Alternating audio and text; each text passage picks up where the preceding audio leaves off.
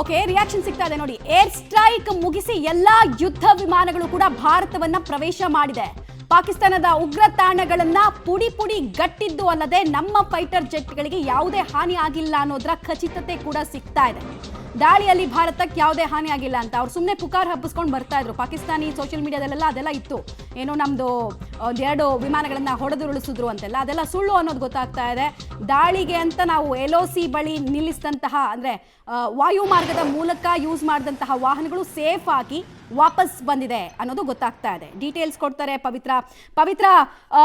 ದಾಳಿಯ ಸ್ವರೂಪಕ್ಕೆ ಯಾವ್ಯಾವ ಯುದ್ಧ ವಿಮಾನಗಳನ್ನ ಯೂಸ್ ಮಾಡಿದ್ರು, ಎಷ್ಟು ಯುದ್ಧ ವಿಮಾನಗಳನ್ನ ಯೂಸ್ ಮಾಡಿದ್ರು, ಆಮೇಲೆ ಎಷ್ಟೊತ್ತಿನ ತನಕ ನಡೆದಂತಹ ದಾಳಿ ಇದು, ಅದ್ರ ಬಗ್ಗೆ ಏನೇನ್ ಮಾಹಿತಿ ಸಿಗ್ತಾ ಇದೆ?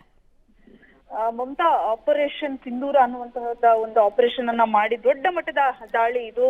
ಅವತ್ತು ಪಹಲ್ಗಾಮ್ ನಲ್ಲಿ ದಾಳಿ ನಡೆಸಿ ಮೋದಿಗೆ ಹೋಗಿ ಹೇಳುವಂತ ಉಗ್ರರು ಹೇಳಿದ್ರು. ಆದ್ರೆ ಇವತ್ತು ದೊಡ್ಡ ಮಟ್ಟದ ಆಪರೇಷನ್ ಅನ್ನ ನಡೆಸಿ ಉಗ್ರರಿಗೆ ತಕ್ಕ ಉತ್ತರವನ್ನ ಕೊಟ್ಟಿರುವಂತದ್ದು. ಸೊ ಒಟ್ಟು 9 ಉಗ್ರರ ನೆಲೆಗಳು ಉಡೀಸಾಗಿದೆ. ಈಗ ಒಂದಿಷ್ಟು ಫೇಕ್ ಸುದ್ದಿಗಳು ಕೂಡ ಪಾಕಿಸ್ತಾನದಿಂದ ಹರಿಯ ಬಿಡ್ತಾ ಇದ್ದಾರೆ. ಅವರು ಕೈಲಾಗದವರು ಮೈ ಪರ್ಸ್ಕೊಂಡ್ರು ಅನ್ನುವ ರೀತಿಯಲ್ಲಿ ಭಾರತದ ಫೈಟರ್ ಜೆಟ್ ಗಳನ್ನ ಹೊಡೆದುರುಳಿಸಲಾಗಿದೆ.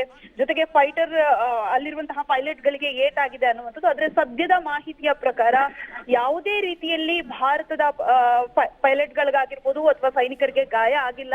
ಸೊ ಯಾವುದೇ ರೀತಿ ಹಾನಿ ಆಗದೆ ವಾಪಸ್ ಬಂದಿದ್ದಾರೆ. ಏರ್ ಸ್ಟ್ರೈಕ್ ಅನ್ನ ಮುಗಿಸಿ ಭಾರತದ ಫೈಟರ್ ಜೆಟ್ ಗಳು ಕೂಡ ವಾಪಸ್ ಬಂದಿದೆ ಅನ್ನುವಂತಹ ಮಾಹಿತಿ ಇದೆ.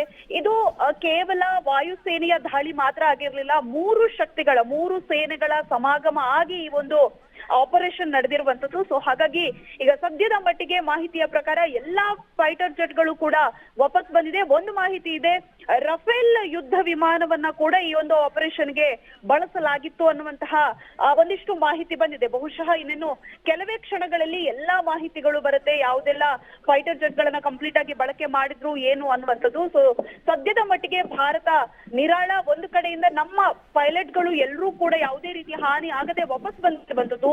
9 ಉಗ್ರರ ನೆಲೆಗಳು ಸಂಪೂರ್ಣವಾಗಿ ಧ್ವಂಸವಾಗಿರುವಂತದ್ದು. ಭಾರತದ ಮಟ್ಟಿಗೆ ಇದು ದೊಡ್ಡ ಮಟ್ಟದ ನಿರಾಳ. ಯಾಕಂದ್ರೆ ಪ್ರತಿಯೊಬ್ರು ಕೇಳ್ತಾ ಇರುವಂತದ್ದು ಪಹಲ್ಗಾಮ್ನ ದುರಂತಕ್ಕೆ ಪ್ರತೀಕಾರ ಹೇಗೆ ಏನು ಅಂತ. ಈಗಾಗಲೇ ಬೇರೆ ಬೇರೆ ಮಾರ್ಗದಲ್ಲಿ ಭಾರತ ತನ್ನ ಶಕ್ತಿಯನ್ನ ಪ್ರದರ್ಶನ ಮಾಡಿತ್ತು. ವ್ಯಾಪಾರ ಯುದ್ಧ, ಜಲ ಯುದ್ಧವನ್ನ ಮಾಡಿತ್ತು. ಪಾಕಿಸ್ತಾನವನ್ನ ವಿಲವಿಲ ಅನ್ನುವಂತಹ ರೀತಿಯಲ್ಲೇ ಮಕಾಡೆ ಮಲಗಿಸಿತ್ತು. ಸೊ ಈಗ ಆಪರೇಷನ್ ಸಿಂಧೂರ ಅನ್ನುವಂತಹ ಹೆಸರಿನಲ್ಲಿ ದೊಡ್ಡ ಮಟ್ಟದ ಆಪರೇಷನ್ ಅನ್ನ ಕೈಗೊಂಡು ಭಾರತ ಎಲ್ಲವನ್ನ ಕೂಡ ವಾಪಸ್ ಫೈಟರ್ ಜೆಟ್ ಗಳು ವಾಪಸ್ ಬಂದಿದೆ ಅನ್ನುವಂತಹ ಮಾಹಿತಿ ಇದೆ. ಮಮತಾ, ರೈಟ್, ಧನ್ಯವಾದ ಪವಿತ್ರ ತಮ್ಮ ಮಾಹಿತಿಗಾಗಿ.